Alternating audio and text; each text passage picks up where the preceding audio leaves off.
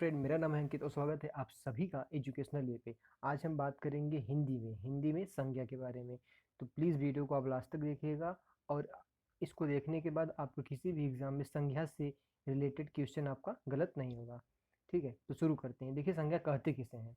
यहाँ पे है किसी व्यक्ति, वस्तु, स्थान तथा भाव के नाम को संज्ञा कहते हैं। क्या कहते हैं? किसी व्यक्ति, वस्तु, स्थान तथा भाव के नाम को क्या कहते हैं? संज्ञा कहते हैं। ठीक है, उदाहरण देखिए। उदाहरण यहाँ पे है राम, लड़का, आगरा, किताब, ईमानदारी। देखिए यहाँ पे जो है राम है वो क्या है? व्यक्ति हो गया। राम है व्यक्ति। लड़का क्या है? लड़का क्या है? वो भी व्यक्ति में आएगा। आगरा, आगरा क्या है? आगरा आपका एक स्थान का नाम है, इसलिए यह क्या हो गया? संज्ञा हो गया। यहाँ पे देखिए किताब है, किताब क्या हो गया? यह वह एक वस्तु है, तो यह भी संज्ञा में आएगा। तो आगे देखिए यहाँ पे है ईमानदारी। ईमानदारी क्या है? एक भाव है। ईमानदारी एक भाव है, इसलिए किसमें आएगा? एक संज्ञा में आएगा। यहाँ पे देखिए आगे, यहाँ पे लिखा है राम एक अच्छा लड़का है। राम एक अच्छा लड़का है, तो यहाँ पे राम क्या है? संज्ञा है। राम क्या है? संज्ञा है। यहाँ पे देखिए लड़का जो भी है वो भी संज्ञा है। राम संज्ञा है और लड़का संज्ञा है, लेकिन अच्छा क्या है? अच्छा संज्ञा है या नहीं? देखिए आगे इसको, अच्छा संज्ञा नहीं है, जबकि अच्छाई एक भाव है जो कि संज्ञा है। यहाँ पे अच्छाई होती तब वो संज्ञा होती, लेकिन यहाँ पे अच्छा है जो कि संज्ञा नहीं है, क्योंकि अच्छाई एक भाव है, क्योंकि अच्छा एक भाव नहीं है। ठीक है, आगे देखिए। आगे देखिए यहाँ पे है संज्ञा के प्रकार। संज्ञा कितने प्रकार के होते हैं? देखिए यहाँ पे लिखा हुआ है संज्ञा मुख्यतः कितने प्रकार के होते हैं? 3 प्रकार के होते हैं। संज्ञा मुख्यतः कितने प्रकार के होते हैं? 3 प्रकार के होते हैं। बहुत सारे किताबों में आपको देखने को मिलेगा संज्ञा 5 प्रकार के होते हैं, लेकिन संज्ञा मुख्यतः 3 ही प्रकार के होते हैं, क्योंकि जातिवाचक संज्ञा में 2 टाइप के होते हैं। आगे मैं आपको बताऊंगा, आप ध्यान से समझिएगा। देखिए यहाँ पे जो संज्ञा कितने प्रकार के होते हैं, तो 5 प्रकार मेरे को बताता हूँ। पहला है आपका व्यक्तिवाचक संज्ञा। क्या है? व्यक्तिवाचक संज्ञा। दूसरा है आपका जातिवाचक संज्ञा, जातिवाचक संज्ञा। तीसरा अब जो आपका है वह है भाववाचक संज्ञा। क्या है? भाववाचक संज्ञा। अब देखिए जातिवाचक में ही आपका पहला जो आता है वह है समुदायवाचक संज्ञा, जिसको हम चौथा नंबर दिए हैं। और उसके बाद जो पांचवा आपका अंतिम संज्ञा है वह है द्रव्यवाचक संज्ञा। क्या है? द्रव्यवाचक संज्ञा। तो आइए हम देखते हैं पहला संज्ञा। देखिए पहला जो संज्ञा है व्यक्तिवाचक संज्ञा, आप इसको ध्यान से समझिएगा। व्यक्तिवाचक संज्ञा, ठीक है। व्यक्तिवाचक संज्ञा के इसकी परिभाषा क्या है? वस्तु, व्यक्ति, स्थान के खास नाम को, खास पर आप थोड़ा सा फोकस कीजिए। खास नाम नाम या फिर जो केवल दुनिया में जो केवल एक ही हो, उसे हम व्यक्तिवाचक संज्ञा कहते हैं। व्यक्तिवाचक संज्ञा का मतलब होता है वस्तु, व्यक्ति या स्थान के नाम को संज्ञा कहते हैं। और जो पूरी दुनिया में एक ही हो या हो सकते हैं जो स्पेशल हो, उससे हम क्या कहेंगे? व्यक्तिगत संज्ञा। जैसे उदाहरण देखिए, जैसे राम मान लीजिए आपका दोस्त है, आपका कोई दोस्त है, उसका नाम राम है, वो आपका क्लासमेट है। मान लीजिए उसके बाद तो दुनिया में और राम हो सकते हैं, लेकिन आपका मित्र जो कि आपका सहपाठी है, जो कि आपका क्लासमेट है, वह एक ही राम है। ठीक है, उसके बाल भूरे हैं, तो पूरी दुनिया में एक ही ऐसा राम होगा। फिर आगे आ गया श्याम, तो श्याम भी पूरी दुनिया में एक ही होगा। जैसे मान लीजिए यहाँ पे है दिल्ली, ठीक है, तो दिल्ली दूसरे जगह का भी नाम भी हो सकता है, लेकिन भारत की राजधानी जो कि नई दिल्ली है वह पूरी दुनिया में एक ही है। ठीक है, यहाँ पे देखिए है गंगा। क्या है? गंगा। गंगा किसी और देश में किसी और नदी का नाम हो सकता है, लेकिन भारत में जो गंगा बहती है, जो कि उत्तर प्रदेश में बहती है, प्रयागराज जो बना वाराणसी में, वो पूरी दुनिया में एक ही है, इसलिए कि इसको क्या कहते हैं? व्यक्तिवाचक संज्ञा। ठीक है, आई होप आपको पसंद आया होगा। आगे देखिए, आगे है यहाँ पे जातिवाचक संज्ञा। क्या है?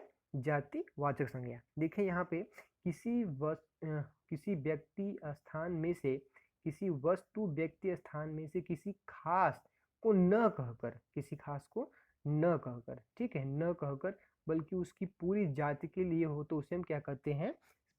उसे क्या कहते हैं? जातीय संज्ञा। मतलब किसी खास को न कर बल्कि उसकी पूरी जाति के लिए हो। ठीक है, बल्कि पूरी जाति के लिए हो, तो उसे हम क्या कहते हैं? जातिवाचक संज्ञा। उदाहरण देखिए, उदाहरण आपका है लड़का।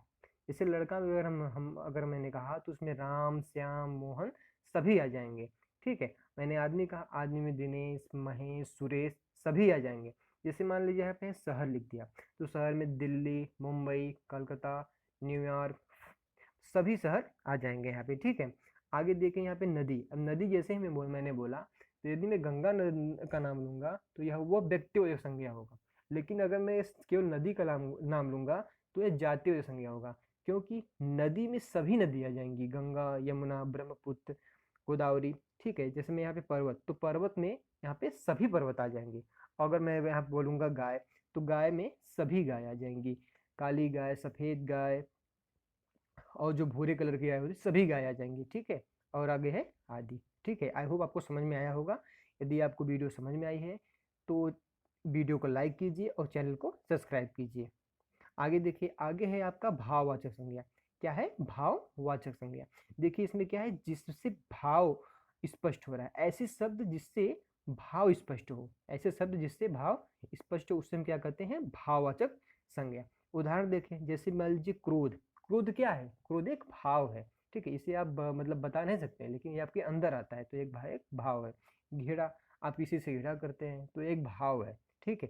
प्रेम, आप किसी को प्रेम करते हैं, कोई लड़का किसी लड़की को प्रेम करता है, या कोई लड़की किसी लड़की को प्रेम करती है, तो एक प्रेम है। इसको बताया नहीं जा सकता है, लेकिन ये आपके अंदर होता है। जो अंदर होता है उसे क्या कहते हैं? भाव, भाव कहते हैं, ठीक है। ईमानदारी। ईमानदारी क्या है? ईमानदारी एक भाव है। बुराई, भलाई, यात्रा। यात्रा क्या है? एक भाव। लंबाई, मिठास। मिठास क्या है? मिठास एक भाव है, ठीक है। आगे देखिए, आई होप आपको समझ में आया होगा। आगे देखिए, यहाँ पे है आपका समूहवाचक संज्ञा। क्या है? समूहवाचक संज्ञा।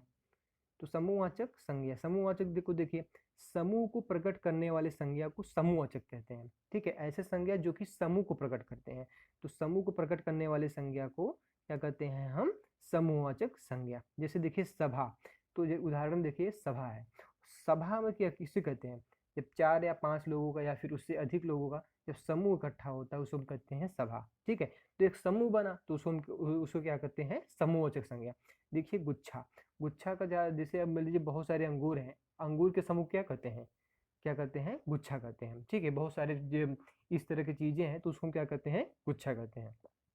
संघ, जब कोई 4-5 या फिर उससे अधिक आदमी मिलते हैं तो एक संघ बनाते हैं, तो मतलब एक समूह होता है, तो वहाँ पे संघ का निर्माण होता है, इसलिए इसको इसके उदाहरण में रखा गया। जैसे मान लीजिए सेना, तो बहुत सारे जब सैनिक मिलते हैं तो वहाँ पर सेना का निर्माण होता है, किसी एक सैनिक से सेना का निर्माण नहीं होता, बहुत सारे जब सैनिक इकट्ठा होते हैं वहाँ पे सेना का निर्माण होता है, तो उसे हम क्या कहते हैं? समूहवाचक संज्ञा। आगे है गिरोह, ठीक है। वर्ग, परिवार। जैसे परिवार में बहुत सारे सदस्यों से मिलकर परिवार बनता है, किसी एक व्यक्ति का अकेला परिवार नहीं हो सकता है, बहुत सारे इसमें माता पिता, भाई बहन सभी मिलकर परिवार का निर्माण करते हैं, ठीक है। आई होप आपको समझ में आया होगा। आगे देखिए, आगे है द्रव्यवाचक संज्ञा। देखिए इसको ध्यान से समझिएगा। क्या है? द्रव्यवाचक संज्ञा। द्रव्यवाचक संज्ञा, देखिए द्रव्यवाचक संज्ञा जिन संज्ञाओं में ठोस, तरल, तरल, धातु, अधातु, पदार्थों आदि हो, पदार्थ आदि हो, उसे हम क्या कहते हैं? द्रव्यवाचक संज्ञा, ठीक है। इसमें क्या कहते हैं? ठोस, तरल, धातु, अधातु, पदार्थ हो, वहां पे क्या कहते हैं? द्रव्यवाचक संज्ञा। उदाहरण देखिए, उदाहरण पे मान लीजिए है लोहा, ठीक है। लोहा, लोहा क्या है? लोहा एक का आपका धातु है, तो धातु है, तो किसमें आएगा? द्रव्यवाचक संज्ञा में। सोना, सोना क्या है? धातु है। तेल क्या है? एक तरल पदार्थ है। घी क्या है? एक तरल पदार्थ है। पानी क्या है? एक तरल पदार्थ है। कुर्सी भी क्या है? कुर्सी क्या है? धातु है, सॉरी, कुर्सी एक क्या है? ठोस है। पंखा, चीनी, आटा, चूना आदि, तो ये सभी किस में आएंगे? ये सभी आएंगे आपके द्रव्यवाचक, ये सभी आएंगे आपके द्रव्यवाचक संज्ञा में, ठीक है। आई होप आपको समझ में आया होगा। यदि वीडियो पसंद आई है तो वीडियो को लाइक कीजिए और चैनल को सब्सक्राइब कीजिए। Good bye.